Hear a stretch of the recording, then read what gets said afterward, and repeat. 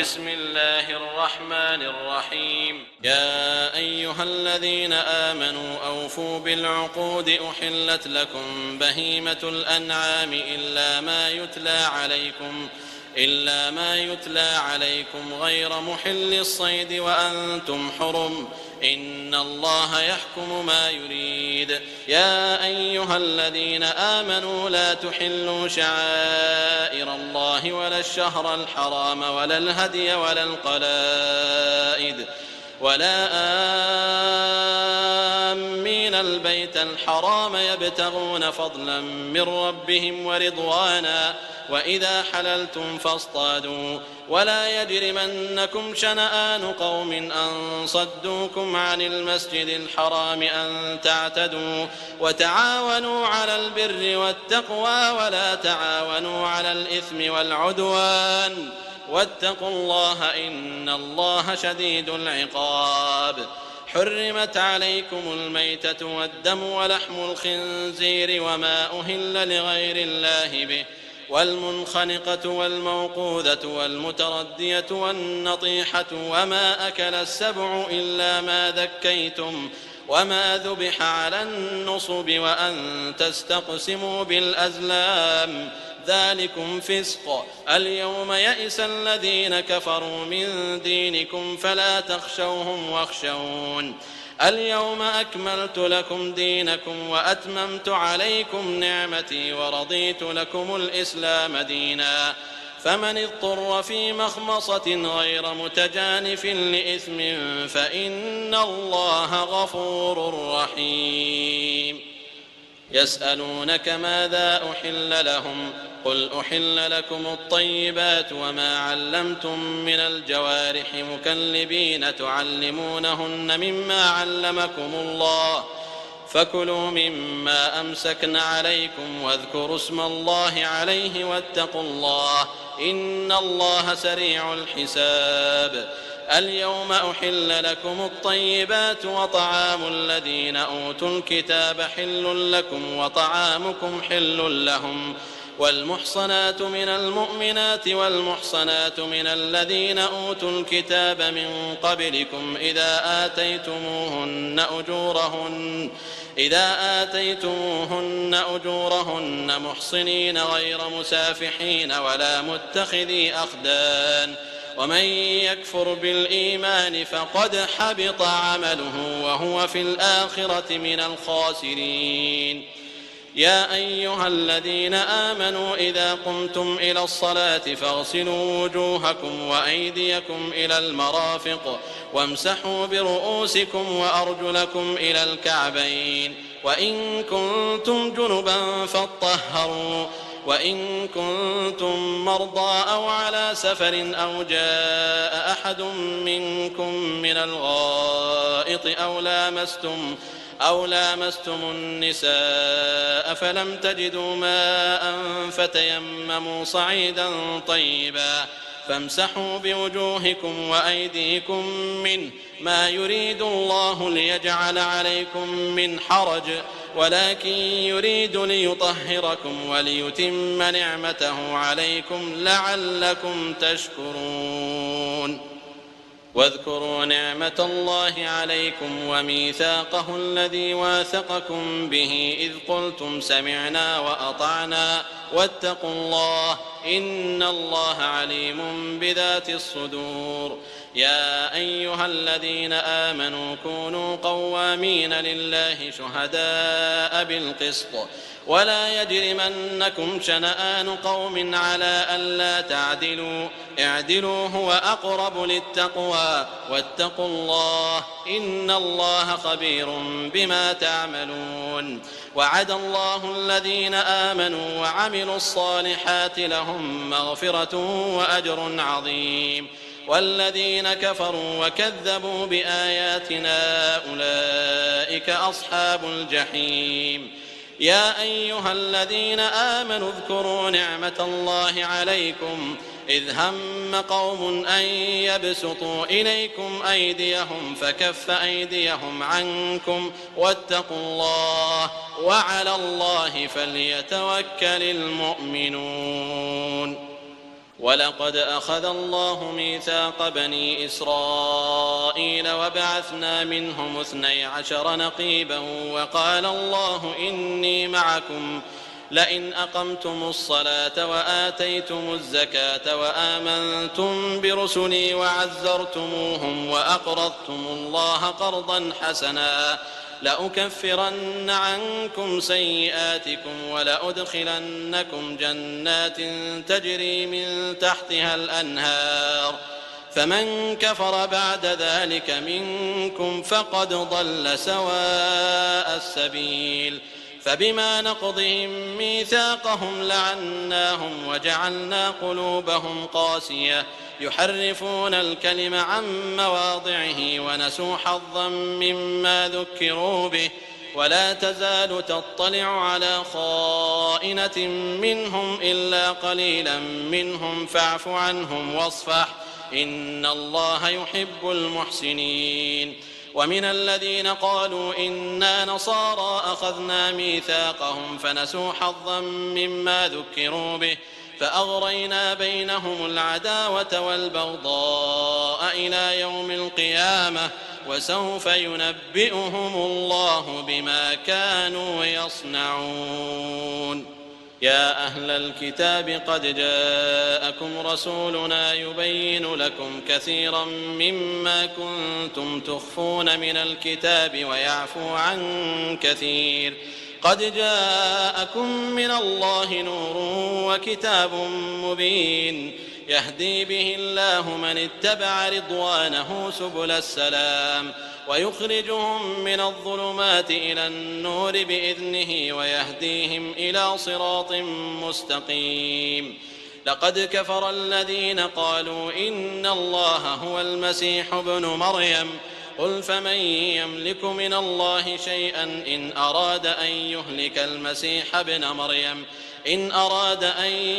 المسيح ابن مريم وأمه ومن في الأرض جميعا ولله ملك السماوات والأرض وما بينهما يخلق ما يشاء والله على كل شيء قدير وقالت اليهود والنصارى نحن أبناء الله وأحباؤه قل فلم يعذبكم بذنوبكم بل أنتم بشر ممن خلق يغفر لمن يشاء ويعذب من يشاء ولله ملك السماوات والأرض وما بينهما وإليه المصير يا أهل الكتاب قد جاءكم رسولنا يبين لكم على فترة من الرسل أن تقولوا ما جاءنا من بشير ولا نذير فقد جاءكم بشير ونذير والله على كل شيء قدير وإذ قال موسى لقومه يا قوم اذكروا نعمة الله عليكم إذ جعل فيكم أنبياء وجعلكم ملوكا وآتاكم ما لم يؤت أحدا من العالمين يا قوم ادخلوا الأرض المقدسة التي كتب الله لكم ولا ترتدوا على أدباركم فتنقلبوا خاسرين قالوا يا موسى إن فيها قوما جبارين وإنا لن ندخلها حتى يخرجوا منها فإن يخرجوا منها فإنا داخلون قال رجلان من الذين يخافون أنعم الله عليهم ادخلوا عليهم الباب فإذا دخلتموه فإنكم غالبون وعلى الله فتوكلوا إن كنتم مؤمنين قالوا يا موسى إنا لن ندخلها أبدا ما داموا فيها فاذهب أنت وربك فقاتلا إنا هاهنا قاعدون قال رب إني لا أملك إلا نفسي وأخي فافرق بيننا وبين القوم الفاسقين قال فإنها محرمة عليهم 40 سنة يتيهون في الأرض فلا تأس على القوم الفاسقين واتل عليهم نبأ ابني آدم بالحق إذ قربا قربانا فتقبل من أحدهما ولم يتقبل من الآخر قال لأقتلنك قال إنما يتقبل الله من المتقين لئن بسطت إلي يدك لتقتلني ما أنا بباسط يدي إليك لأقتلك إني أخاف الله رب العالمين إني أريد أن تبوء بإثمي وإثمك فتكون من أصحاب النار وذلك جزاء الظالمين فطوعت له نفسه قتل أخيه فقتله فأصبح من الخاسرين فبعث الله غرابا يبحث في الأرض ليريه كيف يواري سوءة أخيه قال يا ويلتى أعجزت أن أكون مثل هذا الغراب فأواري سوءة أخي فأصبح من النادمين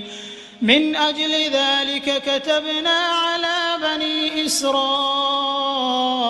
أنه من قتل نفسا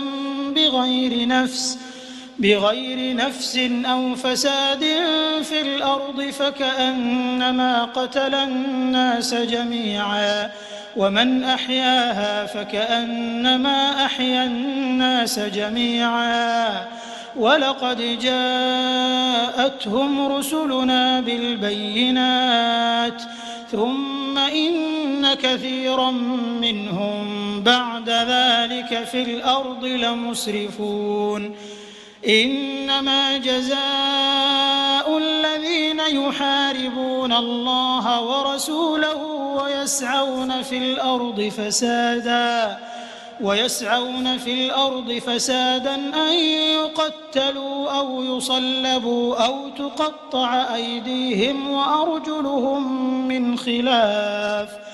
أو تقطع أيديهم وأرجلهم من خلاف أو ينفوا من الأرض ذلك لهم خزي في الدنيا ولهم في الآخرة عذاب عظيم إلا الذين تابوا من قبل أن تقدروا عليهم فاعلموا أن الله غفور رحيم يا أيها الذين آمنوا اتقوا الله وابتغوا إليه الوسيلة وجاهدوا في سبيله لعلكم تفلحون إن الذين كفروا لو أن لهم ما في الأرض جميعا ومثله معه ليفتدوا به من عذاب يوم القيامة ما تقبل منهم ولهم عذاب أليم يريدون أن يخرجوا من النار وما هم بخارجين منها ولهم عذاب مقيم والسارق والسارقة فاقطعوا أيديهما جزاء بما كسبا نكالا من الله والله عزيز حكيم فمن تاب من بعد ظلمه وأصلح فإن الله يتوب عليه إن الله غفور رحيم ألم تعلم أن الله له ملك السماوات والأرض يعذب من يشاء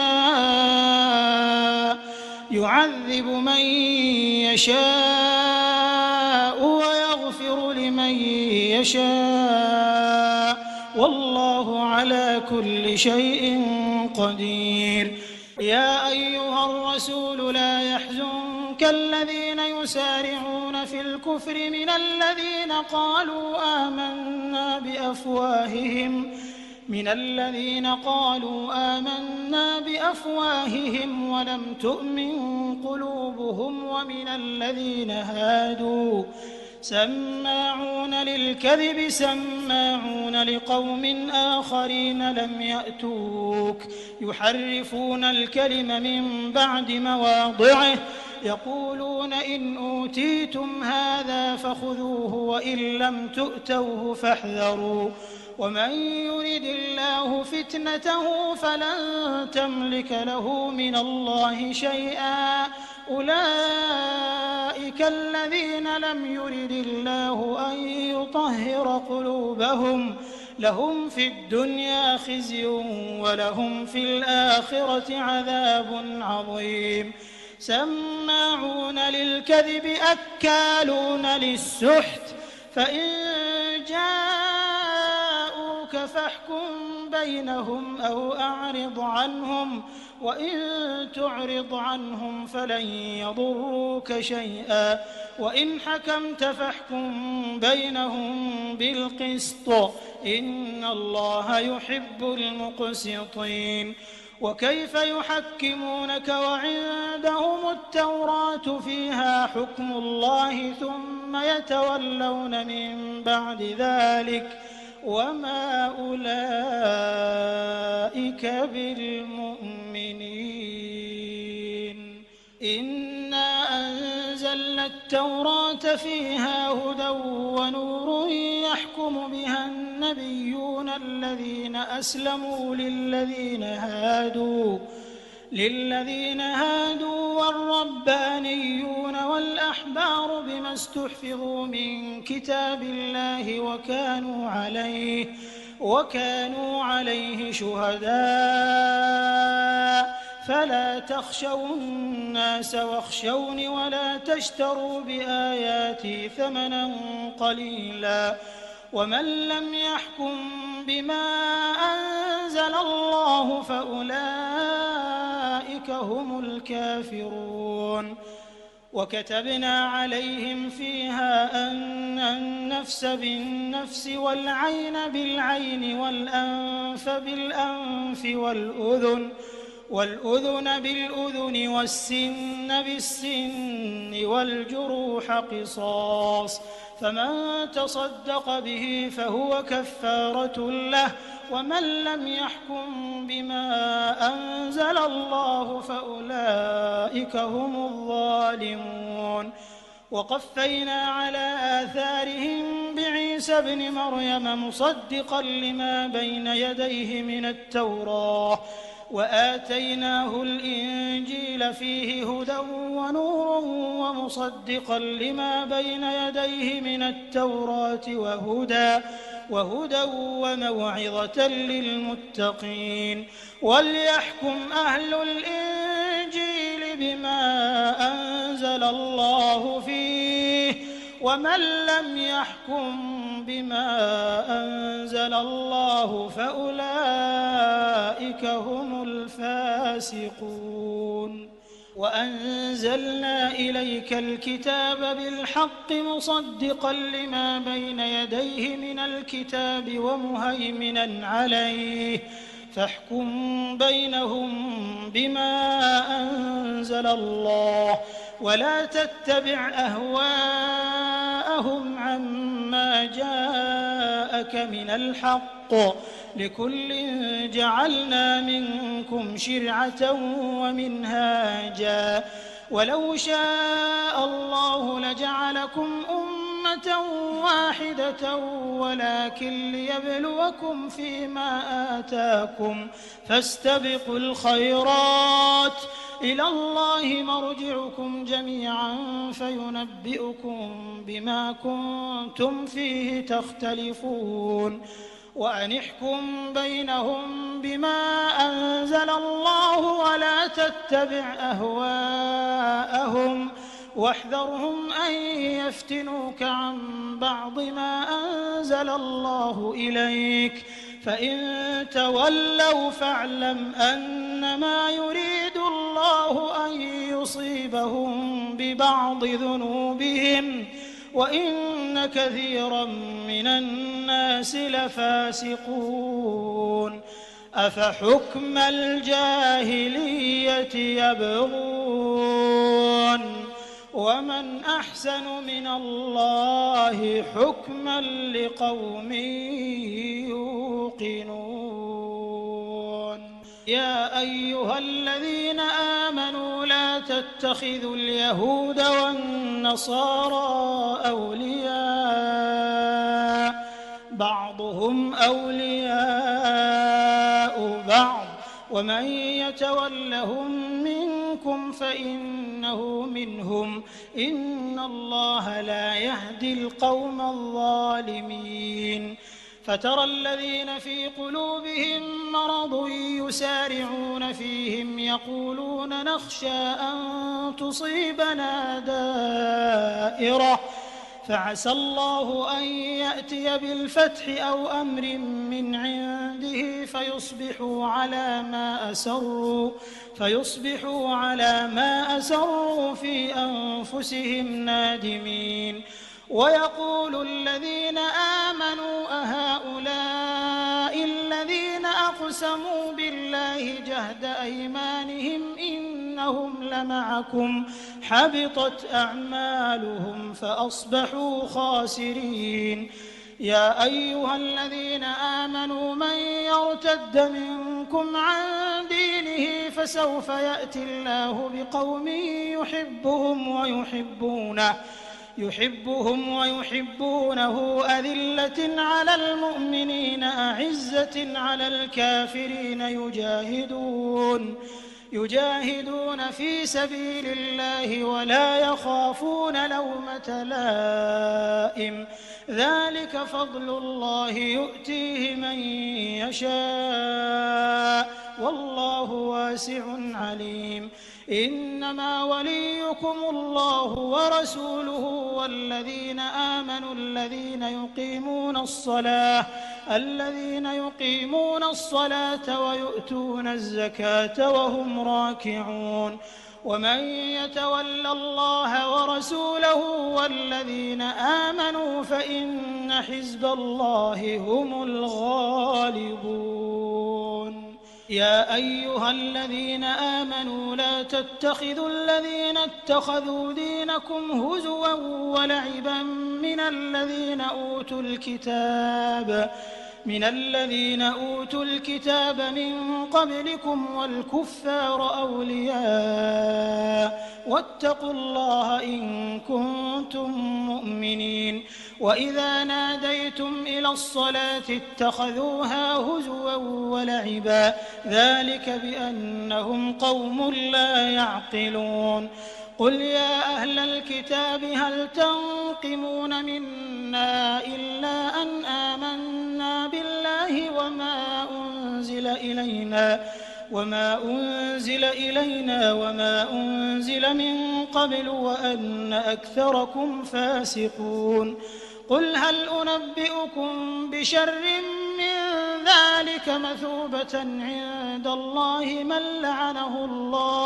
من لعنه الله وغضب عليه وجعل منهم القردة والخنازير وعبد الطاغوت أولئك شر مكانا وأضل عن سواء السبيل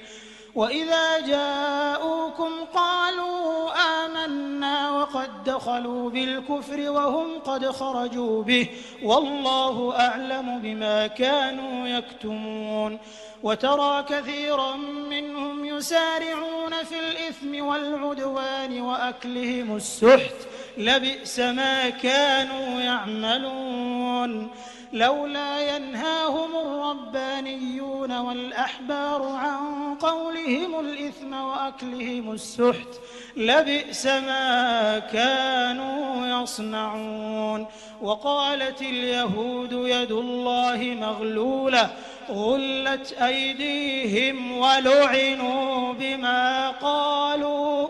بل يداه مبسوطتان ينفق كيف يشاء وليزيدن كثيرا منهم ما أنزل أنزل إليك من ربك طغيانا وكفرا وألقينا بينهم العداوة والبغضاء إلى يوم القيامة كلما أوقدوا نارا للحرب أطفأها الله ويسعون في الأرض فسادا والله لا يحب المفسدين ولو أن أهل الكتاب آمنوا واتقوا لكفرنا عنهم سيئاتهم ولأدخلناهم جنات النعيم ولو أنهم أقاموا التوراة والإنجيل وما أنزل إليهم من ربهم لأكلوا من فوقهم ومن تحت أرجلهم منهم أمة مقتصدة وكثير منهم ساء ما يعملون يا أيها الرسول بلغ ما أنزل إليك من ربك وإن لم تفعل فما بلغت رسالته والله يعصمك من الناس إن الله لا يهدي القوم الكافرين قل يا أهل الكتاب لستم على شيء حتى تقيموا التوراة والإنجيل وما أنزل إليكم من ربكم وليزيدن كثيرا منهم ما أنزل إليك من ربك طغيانا وكفرا فلا تأس على القوم الكافرين إن الذين آمنوا والذين هادوا والصابئون والنصارى من آمن بالله واليوم الآخر وعمل صالحا فلا خوف عليهم ولا هم يحزنون لقد أخذنا ميثاق بني إسرائيل وأرسلنا إليهم رسلا كلما جاءهم رسول بما لا تهوى أنفسهم فريقا كذبوا وفريقا يقتلون وحسبوا ألا تكون فتنة فعموا وصموا ثم تاب الله عليهم ثم عموا وصموا كثير منهم والله بصير بما يعملون لقد كفر الذين قالوا إن الله هو المسيح ابن مريم وقال المسيح يا بني إسرائيل اعبدوا الله ربي وربكم إنه من يشرك بالله فقد حرم الله عليه الجنة ومأواه النار وما للظالمين من أنصار لقد كفر الذين قالوا إن الله ثالث ثلاثة وما من إله إلا إله واحد وإن لم ينتهوا عما يقولون ليمسن الذين كفروا منهم عذاب أليم أفلا يتوبون إلى الله ويستغفرونه والله غفور رحيم ما المسيح ابن مريم إلا رسول قد خلت من قبله الرسل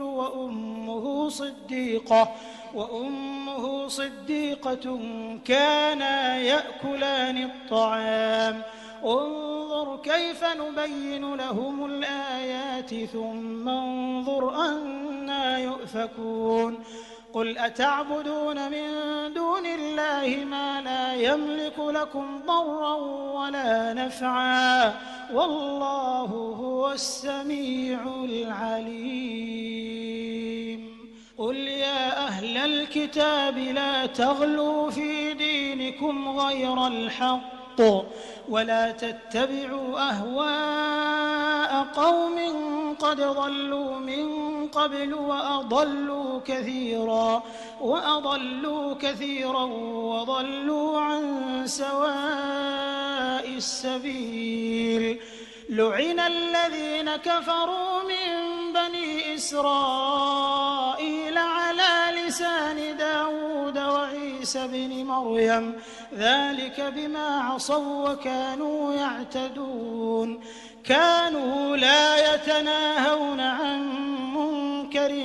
فعلوه لبئس ما كانوا يفعلون ترى كثيرا منهم يتولون الذين كفروا لبئس ما قدمت لهم أنفسهم أن سخط الله عليهم وفي العذاب هم خالدون ولو كانوا يؤمنون بالله والنبي وما أنزل إليه ما اتخذوهم أولياء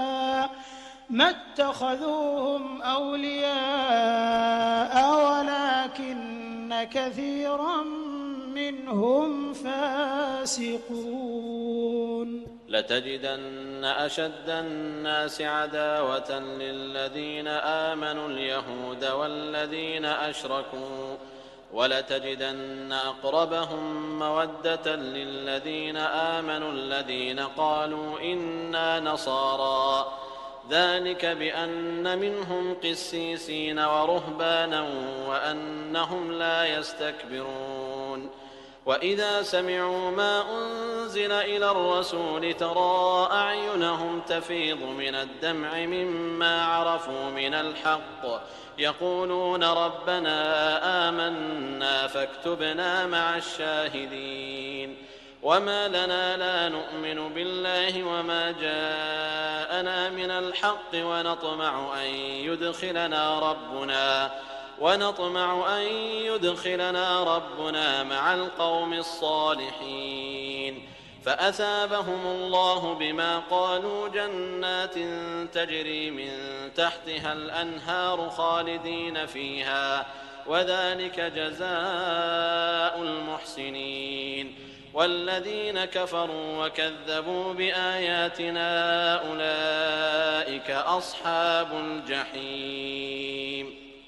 يا أيها الذين آمنوا لا تحرموا طيبات ما أحل الله لكم ولا تعتدوا إن الله لا يحب المعتدين وكلوا مما رزقكم الله حلالا طيبا واتقوا الله الذي أنتم به مؤمنون لا يؤاخذكم الله باللغو في أيمانكم ولكن يؤاخذكم بما عقدتم الأيمان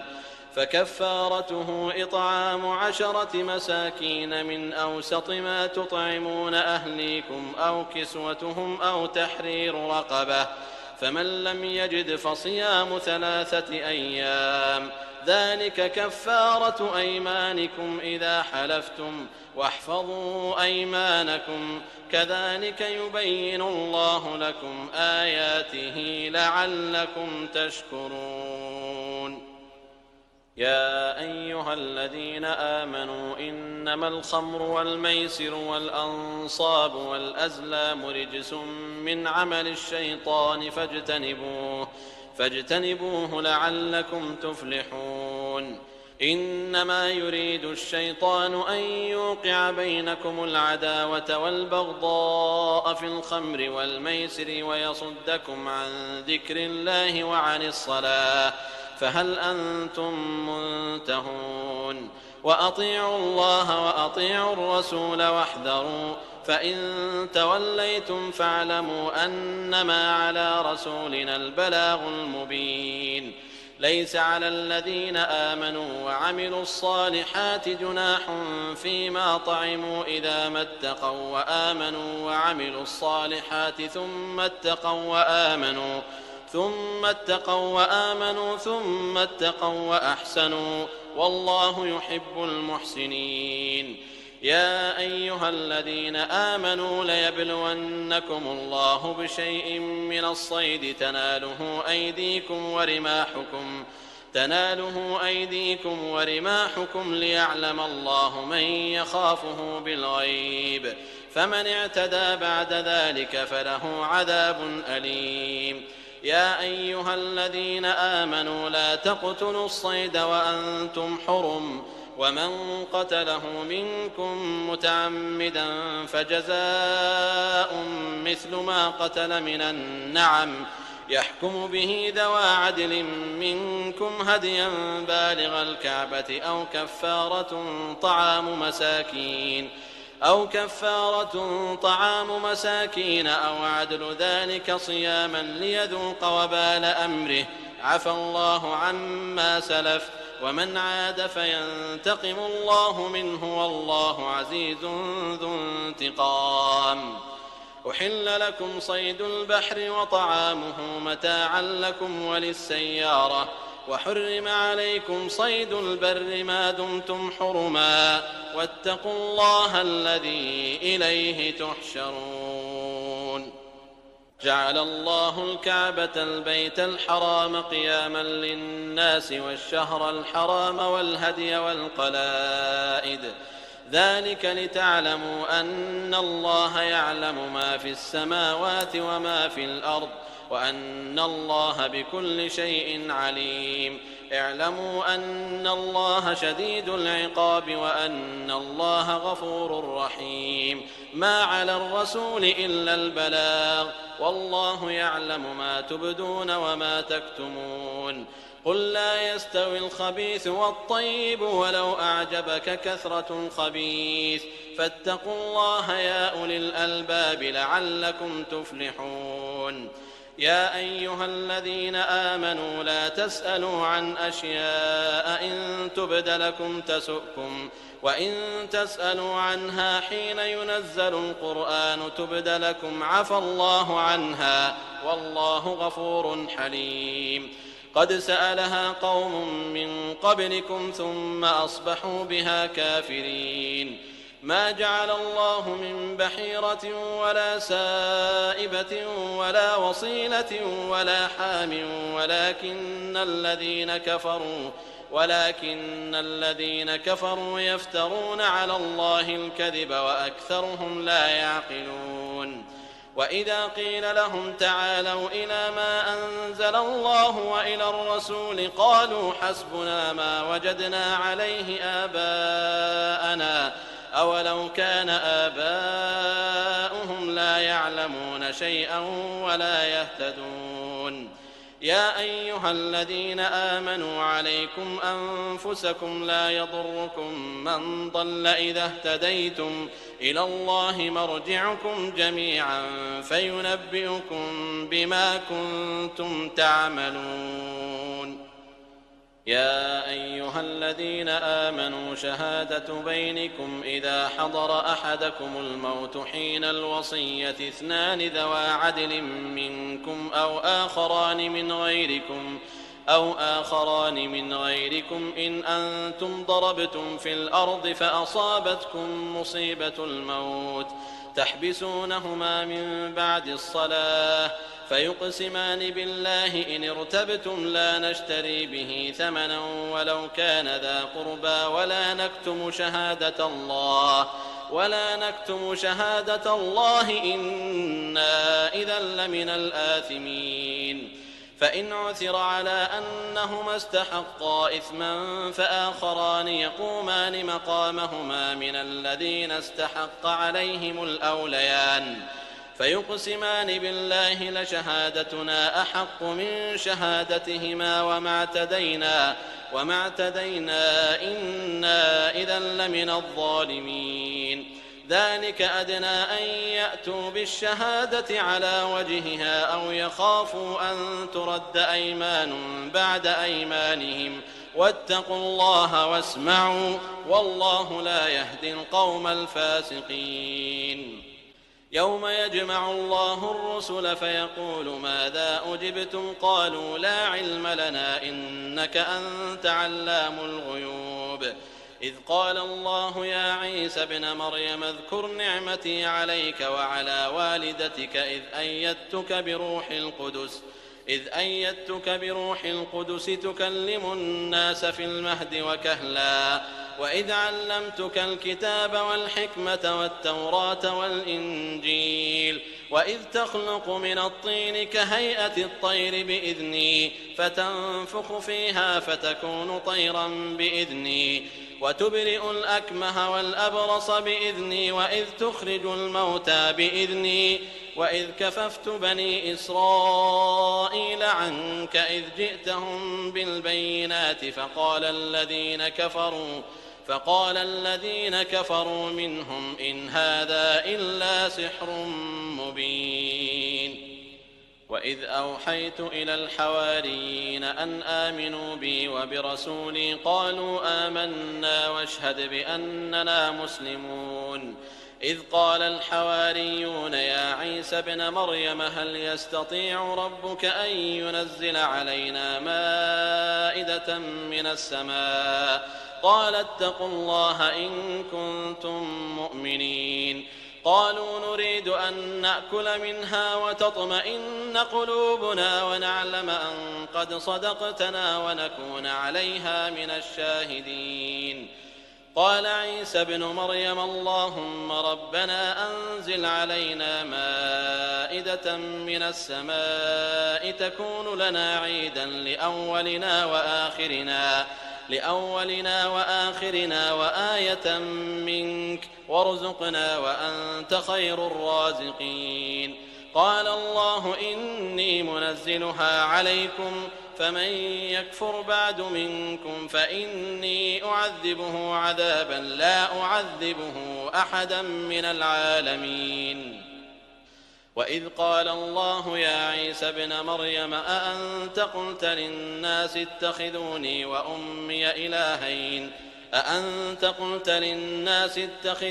وأمي إلهين من دون الله قال سبحانك ما يكون لي أن أقول ما ليس لي بحق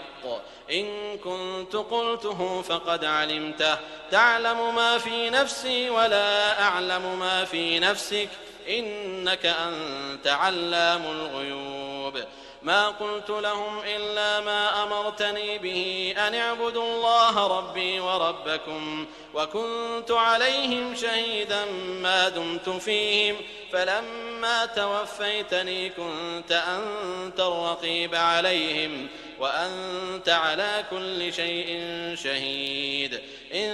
تعذبهم فإنهم عبادك وإن تغفر لهم فإنك أنت العزيز الحكيم. قال الله هذا يوم ينفع الصادقين صدقهم لهم جنات تجري من تحتها الأنهار خالدين فيها أبدا رضي الله عنهم ورضوا عنه ذلك الفوز العظيم. لله ملك السماوات والأرض وما فيهن وهو على كل شيء قدير.